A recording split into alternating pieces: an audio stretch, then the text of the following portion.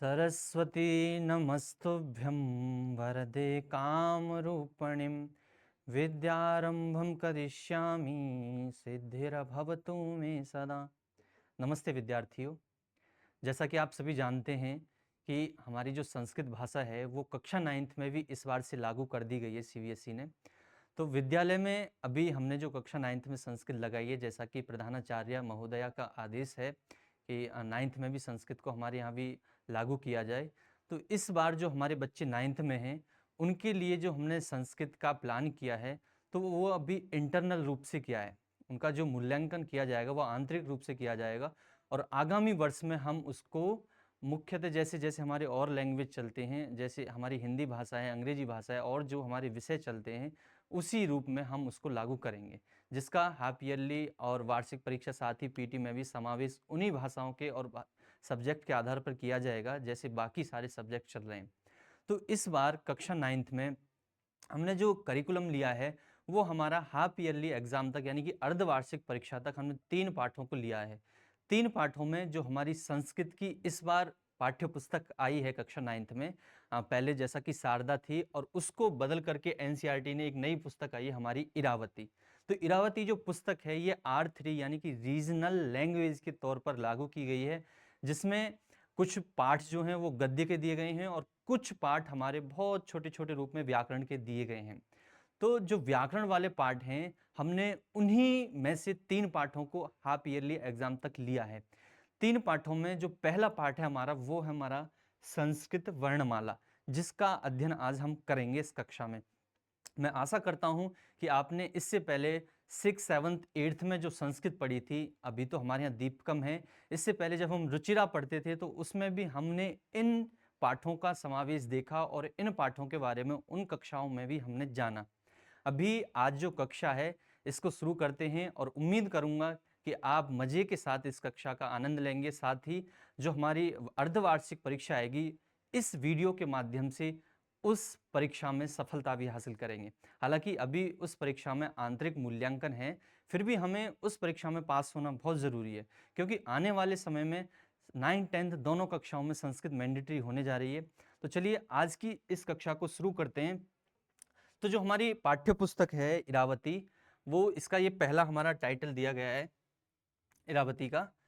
अच्छा, अभी पहला जो चैप्टर है मैंने जैसा कि बताया संस्कृत वर्णमाला, ये पहला हमारा चैप्टर है। इसमें हमने 3 पाठों को सम्मिलित किया है। पहला चैप्टर हमारा संस्कृत वर्णमाला और दूसरा जो चैप्टर है हमारा वो शरीरस्य अंगानि, अर्थात मानव शरीर के अंगों के बारे में हम संस्कृत में जानेंगे कि किस अंग का संस्कृत में क्या नाम होता है। इसके बाद फलों के नाम है। तो ऐसे छोटे छोटे पाठों को हम इस पाठ्य पुस्तक में पढ़ेंगे। चलिए देखते हैं जो पहला चैप्टर हमारा संस्कृत वर्णमाला उसको।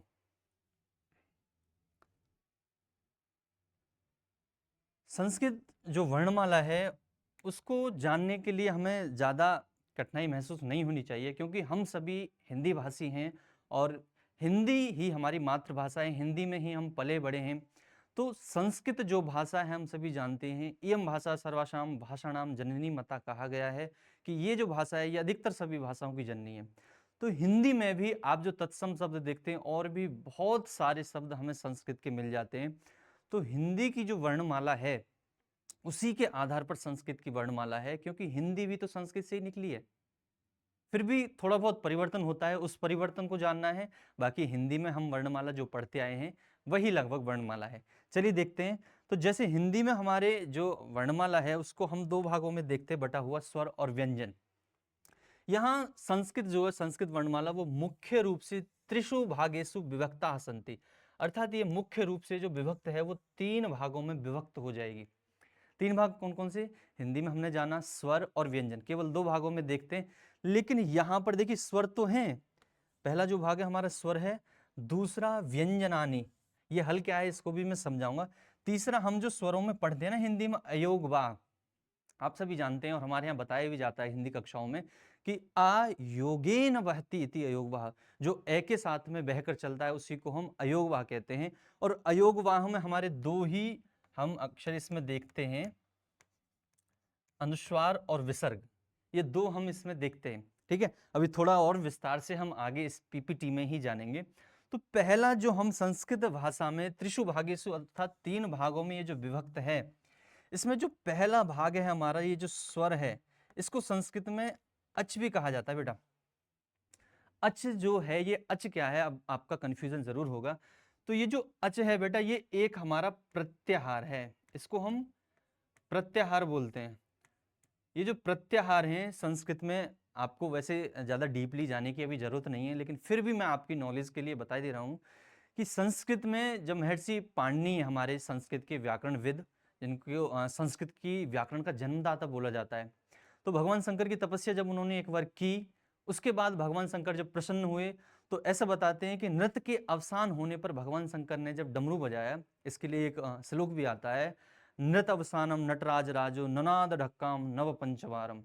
तो जब भगवान शंकर डमरू बजाते हैं तो उसको नव पंच यानी कि 9 और 5 दोनों को जोड़ेंगे, तो 9 और 5 14 बार जब भगवान शंकर ने उस डमरू को बजाया, तो उस डमरू के मनके की जो आवाज निकली, उस डमरू के मनके की आवाज से ही हमारे 14 माहेश्वर सूत्रों का प्रादुर्भाव हुआ। वहीं से वो 14 माहेश्वर सूत्र निकले, और उन 14 माहेश्वर सूत्रों से ही हम प्रत्याहार बनाते हैं। ये जो प्रत्याहार मैंने लिखा है ना, ये हम उन्हीं से बनाते हैं। आप अपनी आगे की कक्षा में इसको भी सीखेंगे। अभी केवल हम वर्णमाला पढ़ रहे हैं, इसलिए हम विस्तार में इसमें नहीं जाएंगे। तो जो प्रत्याहार है, ये टोटल संस्कृत में 42 होते हैं। बहुत छोटे छोटे 2 ही अक्षर के प्रत्याहार, जो प्रत्याहार होगा उसमें केवल 2 ही अक्षर होंगे। जैसे अच है, ये अच एक हमारा प्रत्याहार है जिसको हम संस्कृत में स्वर कहते हैं। अभी जब हम अच केवल याद रखेंगे ना, केवल हमको जब अच याद रहेगा, तो इसी अच से हम संस्कृत के जितने भी स्वर हैं उन तक पहुंच सकते हैं। प्रत्याहार अगर हमने 14 माहेश्वर सूत्र पढ़े, तो 14 माहेश्वर सूत्र आई उण रे रे रिक ए ओंग ए औच हय वरट लन यमंगणनम झवें गढ़ दस जव गढ़ दस खफ छट त चट तव कपय सस शर और हल। ये हमारे 14 माहेश्वर सूत्र हैं, जिनसे हम संस्कृत की बहुत सारी वर्णमाला के साथ साथ बहुत सारी संस्कृत की व्याकरण को सीख सकते हैं। जैसे हम मैथ पढ़ते हैं, तो मैथ में आपने देखा होगा कि बीजगणित के जैसे सूत्र होते हैं, A square plus B square is equal to 2ab, जो भी होता है उसमें, तो उन सूत्रों की तरह ही हम संस्कृत में पढ़ेंगे। जैसे अभी हमारे यहाँ संधि पढ़ते हैं, तो संधि में भी मैंने देखा है, हमारे यहाँ सर भी ऐसे ही बताते हैं कि जब संधि हम करते हैं तो उसमें विद्यालय की संधि में आपने देखा होगा प्लस लगाते हैं बीच में, फिर उनके जो स्वर हैं उन्हीं को भी जोड़ते हैं। तो अभी मैंने इसीलिए तो स्टार्टिंग में बोला, इयम भाषा सर्वासाम भाषा नाम जननी मता। संस्कृत जो भाषा है ये कई भाषाओं की जननी है। मैथ भी आ गया बीच में। आगे देखते हैं। तो ये जो अच है हमारा, ये प्रत्याहार है। आपको अभी प्रत्याहार पर ध्यान नहीं देना बिल्कुल भी, ठीक है। ये कितने, इसको थोड़ा सा याद रखना कि हाँ ये प्रत्याहार 42 होते हैं, अगर कोई आपसे पूछने लगे तो। अभी केवल हम वापस आते हैं और बात करते हैं जो हमारे संस्कृत के जो 3 भाग हैं उनके। तो पहला हमने स्वर पढ़ लिया जो हमारे 13 होते हैं, ठीक है। इसके बाद में जो व्यंजन है, इसको देखिए मैंने अभी बताया था, ये भी हमारा हल एक प्रत्याहार है जिसमें पूरे हमारे जो व्यंजन हैं वो आ जाएंगे। 33 व्यंजन होते हैं संस्कृत में, और 33 व्यंजन 33 व्यंजन हमारे हल प्रत्याहार में आ जाएंगे। जब आप प्रत्याहार बनाना सीख जाओगे तो आपको व्यंजन सारे याद करने की जरूरत नहीं। वैसे तो हम जो प्राइमरी कक्षाएं होती हैं उनमें जान लेते हैं इन सभी को, लेकिन फिर भी हम केवल अगर मान के चलो कहीं लिखा आया कि संस्कृत में जो व्यंजन है उनको क्या कहा जाता है, तो उनको हल कहा जाता है, और स्वरों को संस्कृत में अच कहा जाता है। ये आप याद रखेंगे। आगे जब हम संस्कृत व्याकरण पढ़ेंगे तो उसमें अच और हल का बहुत ही अच्छा प्रयोग हम देखेंगे, उन सभी में ये चीजें हम जानेंगे। चलिए आगे देखते हैं। तीसरा मैंने अयोगवा बताया। तो टोटल अगर हम बात करें कि पूछे अगर कोई कि संस्कृत में सर कितने वर्ण हुए फिर टोटल, तो अयोगवा देखिए इन्हीं में सम्मिलित हो गए 13 जो हमने लिखे हैं। वैसे हमारे 11 स्वर हम हिंदी में भी पढ़ते हैं। संस्कृत में अगर मुख्य रूप से स्वरों की बात करें तो 9 होते हैं, लेकिन फिर हम आगे देखिए आपको मैं दिखाऊंगा कुछ संयुक्त अक्षर स्वर भी आ जाते हैं उसमें हमारे, जैसे ए आई ओ औ, उनको भी संस्कृत में सम्मिलित किया गया। वैसे मुख्य रूप से हमारे संस्कृत में 9 स्वर होते हैं, आगे की कक्षा में हम जानेंगे। चलिए आगे देखते हैं। टोटल वर्ण की बात करें तो हमारे 46 हो गए, 46 वर्ण हमारे संस्कृत में हो गए, ठीक है। आगे देखते हैं। इसके बाद अगर हम बात करें पारंपरिक वर्णमाला के अनुसार जो स्वर हैं हमारे वो 13 होते हैं, जैसा कि हम हिंदी में भी जानते आए हैं। तो इनमें भी हम इन स्वरों को 2 भागों में विभक्त कर देते हैं, जैसा कि हिंदी में भी हम करते हैं। पहला जो भाग है हमारा वो ह्रस्व स्वर है। ह्रस्व का मतलब होता है छोटा। और जो दूसरा है वो हमारा दीर्घ स्वर। दीर्घ का मतलब होता है बड़ा। वैसे आप सभी इतना जानते होंगे, ह्रस्व छोटा हो गया और दीर्घ हो गया हमारा बड़ा। जो ह्रस्व स्वर हैं हमारे वो यहाँ 5 हम पढ़ेंगे। और हिंदी में हम ह्रस्व स्वर कितने पढ़ते हैं? हिंदी में हम टोटल 4 ह्रस्व स्वर पढ़ते हैं। एक ये जो ल है, ल, ये यहाँ एक्स्ट्रा हम पढ़ेंगे। संस्कृत में इसका बहुत प्रयोग होता है, जैसे लराकृति।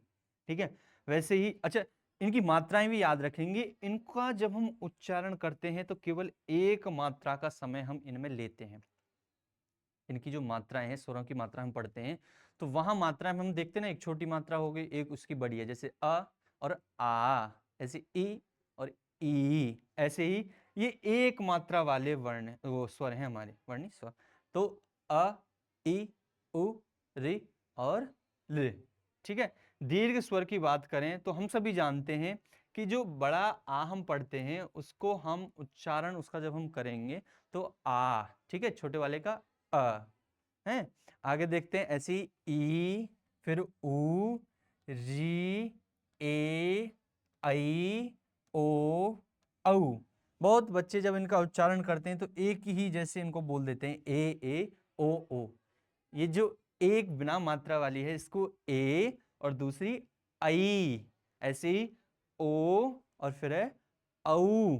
ठीक है, जैसे एक शब्द हमने और देखते हैं और एक होता है हमारा और। ठीक है, तो दोनों में जो प्रोनाउंसिएशन है वो अलग अलग आ रही है, एक और एक और। ठीक है, आगे चलते हैं।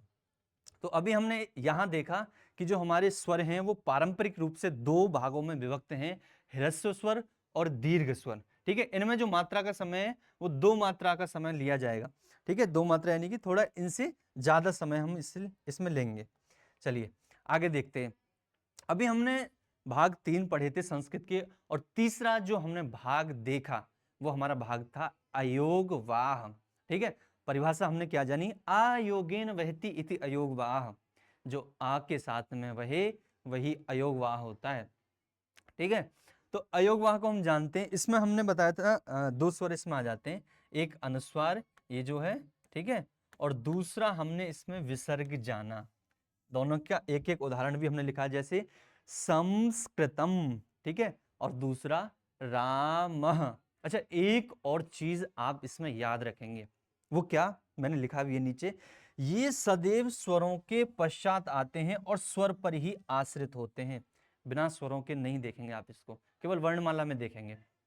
तो ये नियम भी आप याद रखेंगे कि ये जो दोनों अयोगवाह हैं, एक अनुस्वार, अनुस्वार ये बिंदी जो बिंदु हम ऊपर देखते हैं, ठीक है, और एक विसर्ग, ये दोनों स्वरों के पश्चात ही आपको देखेंगे।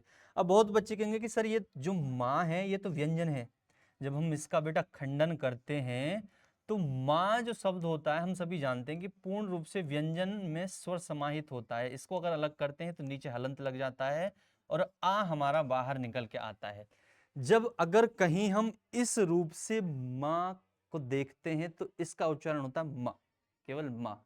और अगर पूरा माँ देखते हैं तो माँ, ठीक है, थोड़ा सा आ का भी उच्चारण बाद में आता है। चलिए, अयोगवाह जान ली हमने, थोड़ा आगे और बढ़ते हैं।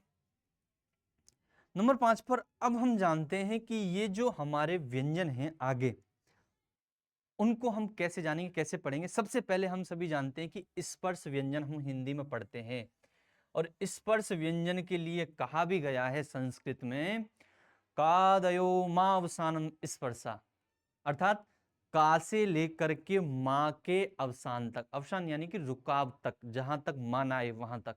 माँ अभी जो हमने पहले देखा था, इससे पहले माँ, माँ से मीन, तो कैसे लेकर के माँ तक हमारे स्पर्श व्यंजन कहे जाते हैं। ये व्यंजनों का पहला भाग हम देखते हैं। और हम हिंदी में भी जानते हैं कि इसमें 5x5 की टेबल बनाई जाती है।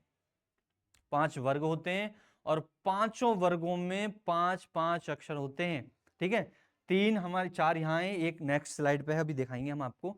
तो सबसे पहला जो वर्ग आता है हमारा, वर्ग यानी कि समूह, वर्ग का तात्पर्य है समूह से, ठीक है। तो पहला जो वर्ग है हमारा वो है हमारा का वर्ग। और का वर्ग में फिर क्या है, इसको ये जो कंठ लिखा है, कंठ से मतलब है गला। जब हम इसका उच्चारण स्थान देखते हैं, बहुत बच्चे उच्चारण स्थान में हो सकता है गलतियां करते हो, लेकिन अगर हम संस्कृत में उच्चारण स्थान वाली टेबल को जान गए तो फिर हम जो हिंदी भाषा बोलते हैं और उसमें बहुत सारे उच्चारण गलत कर जाते हैं, वो गलतियां हमारी सुधरती जाएंगी धीरे धीरे, ठीक है। आज हम इसमें जानेंगे, अभी हम बहुत शॉर्ट में बताए, इसके बाद में हम पूरा उच्चारण स्थान की भी एक टेबल मैंने आगे बनाई है, उसको जानेंगे। सबसे पहले जो का वर्ग है, इसमें मैंने बताया था कि 5 अक्षर हमारे आ जाएंगे, इसमें 5 अक्षर आ जाएंगे। और ये जो हलंत लिखा है ना, हलंत का मतलब मैंने बताया था, जब नीचे किसी वर्ण के नीचे जब हम इस तरह से एक डंडा ऐसे लगाते हैं, ये इसका मतलब हलंत। और इसमें स्वर नहीं है, ये स्वर रहित व्यंजन है, इसका मतलब ये है, ठीक है। तो हलंत सहित है। अगर हलंत नहीं होता तो फिर का होता पूरा, ऐसी खा होता पूरा, ठीक है, फिर गा होता।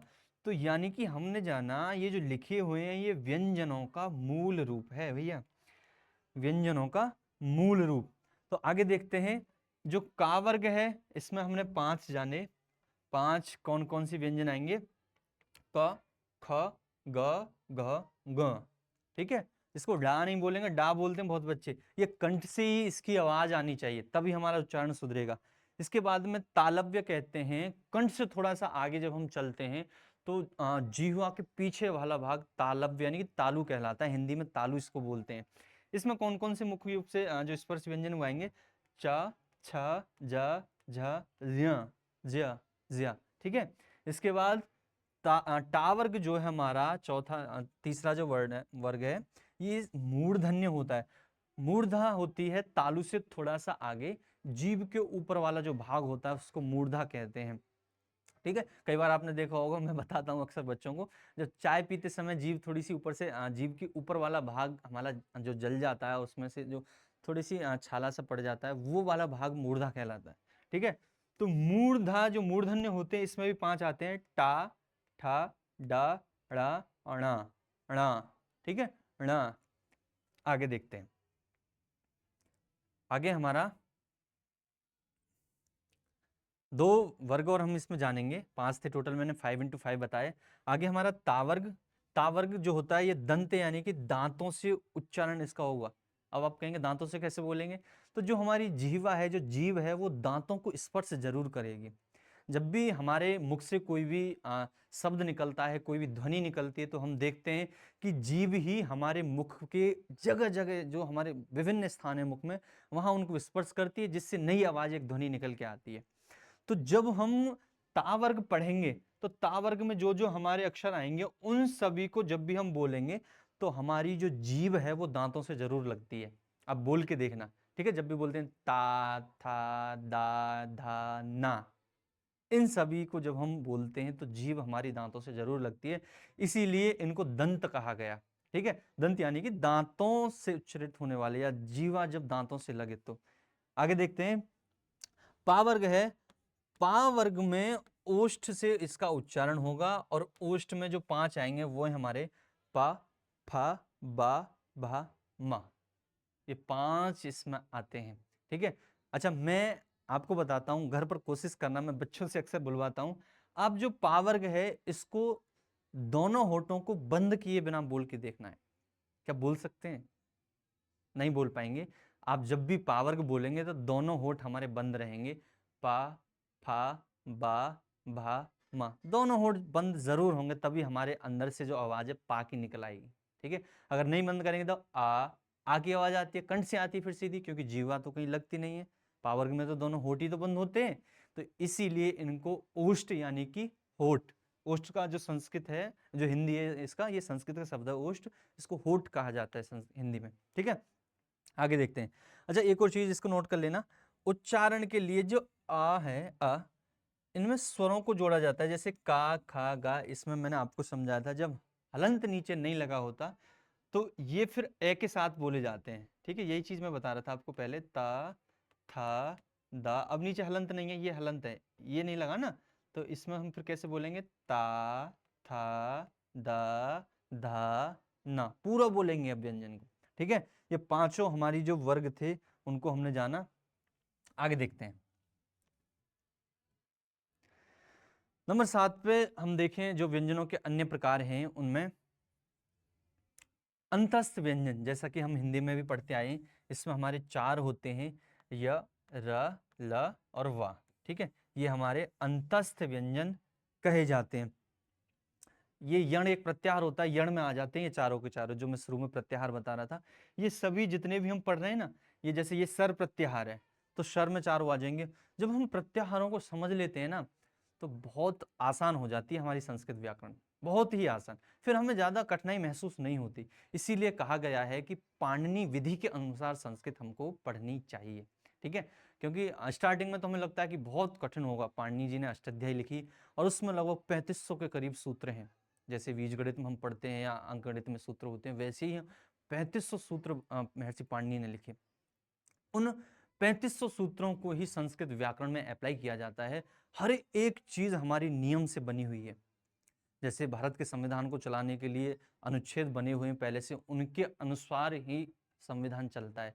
वैसे ही संस्कृत व्याकरण हमारी उन सूत्रों के आधार पर ही चलती है। वो संविधान पहले ही भगवान पाणिनि ने बना दिया। उन्हीं पाणिनि के द्वारा जो महेश्वर सूत्र मैंने आपको कक्षा के आरंभ में बताए, उन्हीं से देखिए अंतस्थ में यण बता दिया, यण प्रत्याहार है। जब प्रत्याहार बनाना सीख जाएंगे तो यण, जब हम प्रत्याहार का इसका खंडन करेंगे तो ये 4 ही वर्ण हमारे निकल के आएंगे। ऐसे ही सर से ये वाले 4 निकल के आएंगे। अच्छा, इनके उच्चारण में भी बच्चे बहुत ज्यादा गलती करते हैं। यहाँ उष्म का मतलब होता है गर्म, और ऐसा बताते हैं कि जब हम इन चारों को बोलते हैं तो हमारे अंदर से जो प्राण वायु आती है वो उष्म, यानी कि थोड़ी गर्म गर्म हवा निकलती है। इनका जब उच्चारण होता है तो ये जो शा है, शा, ये तालव्य होता है हमारा। तालव्य यानी तालु से बोला जाएगा शा। कंठ से थोड़ा आगे बताया था मैंने तालु। जब हम टेबल के द्वारा इसको समझते हैं ना, एक चित्र के द्वारा, और इसको समझाने की कोशिश मैं करूंगा, एक वीडियो फिर से हम लेके आएंगे। ठीक है, तो ये जो शा है, शा, इसमें जब हम इसको उच्चारण करेंगे, हमारी जीभ कंठ से थोड़ा आगे और मूर्धा से थोड़ा पहले लगनी चाहिए। शा, घर पर आप बोल कर देखना, तभी हम तीनों का उच्चारण सही रूप से कर सकते हैं।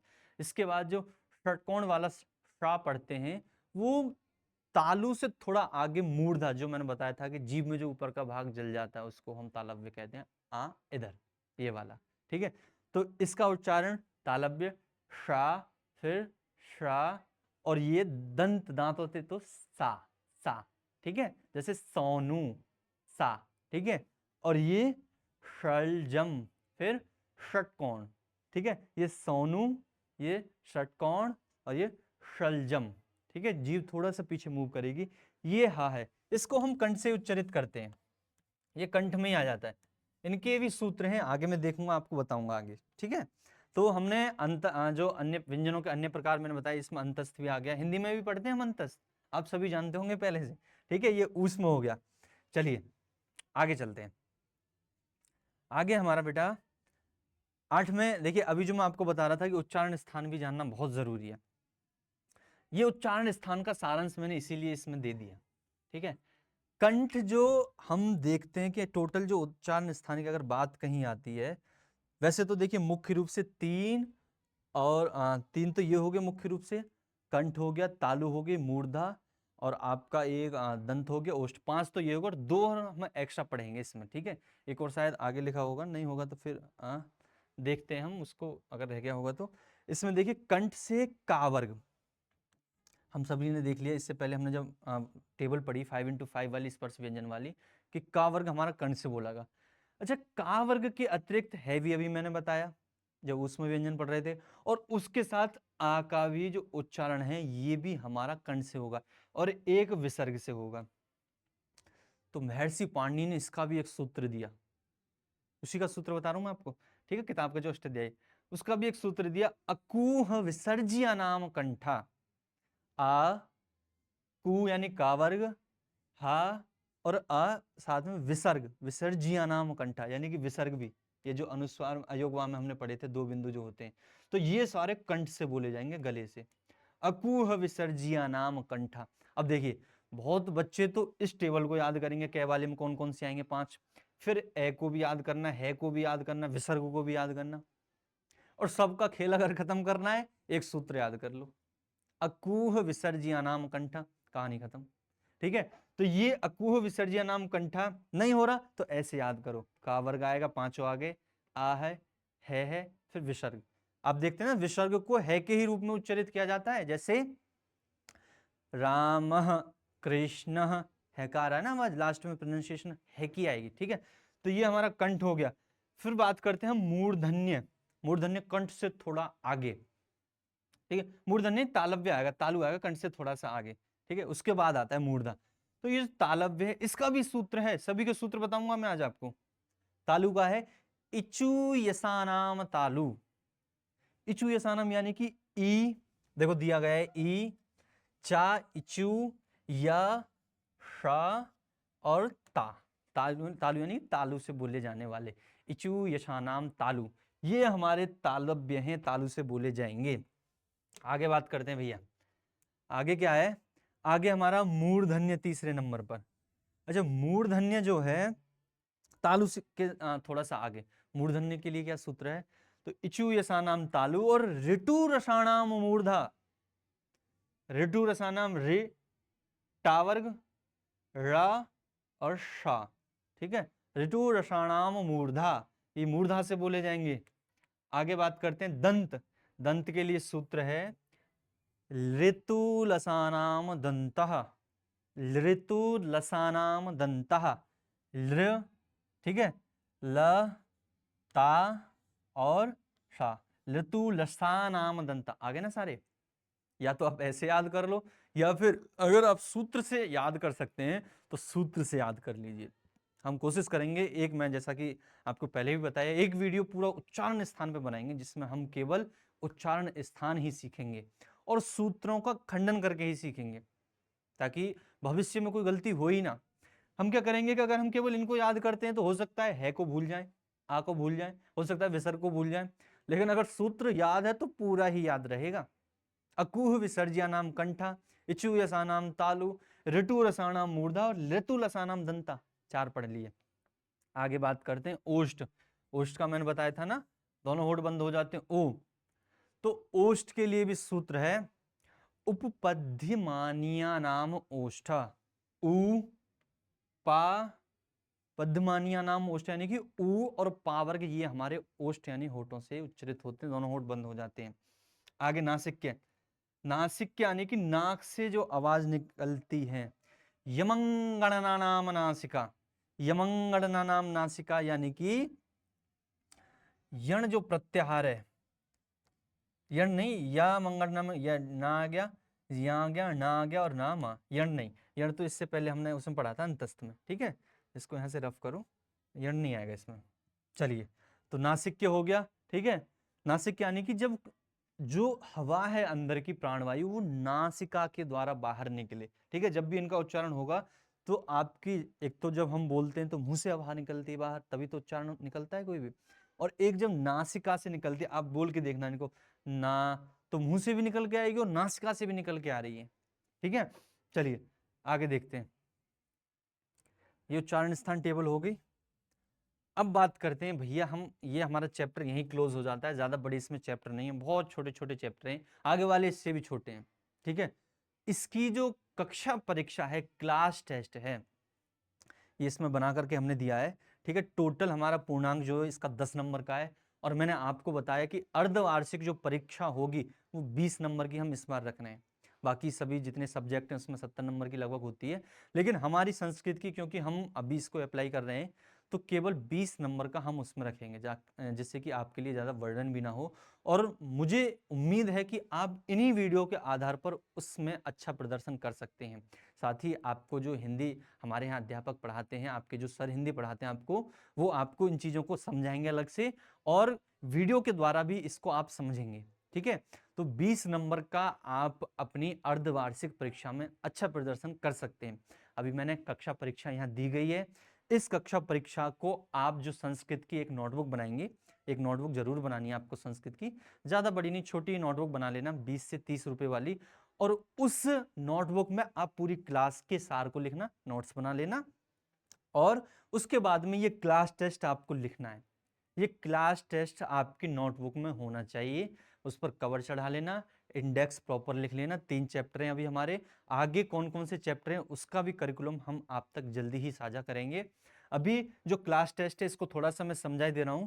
पहला जो रिमेंबरिंग का हमारा क्वेश्चन है, इसमें संस्कृत वर्णमाला में कुल कितने स्वर हैं? स्वरों को मैंने बताया अचवी कहते हैं, अचवी लिखा हुआ है, आपको बताना है कितने स्वर हैं। ठीक है। नंबर 2 पर जो अंडरस्टैंडिंग का क्वेश्चन है, ह्रस्व और दीर्घ स्वर के बीच मुख्य रूप से क्या अंतर है, उसको बताना है।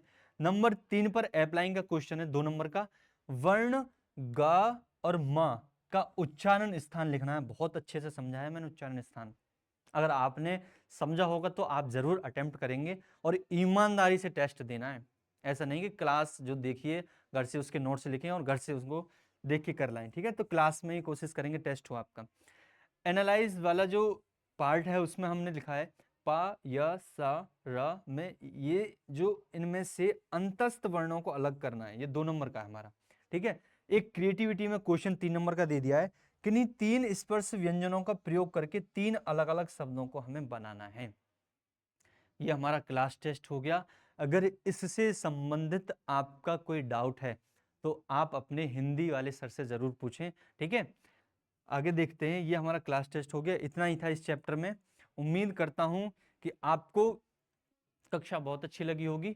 साथ ही जितना हमने इस कक्षा में बताया है, आशा है कि आप सभी उतना बहुत अच्छे से सीखेंगे, अपनी नोटबुक में नोट्स बनाएंगे और आगे आने वाली क्लास को वैसे ही लिखेंगे और समझेंगे इसके साथ ही।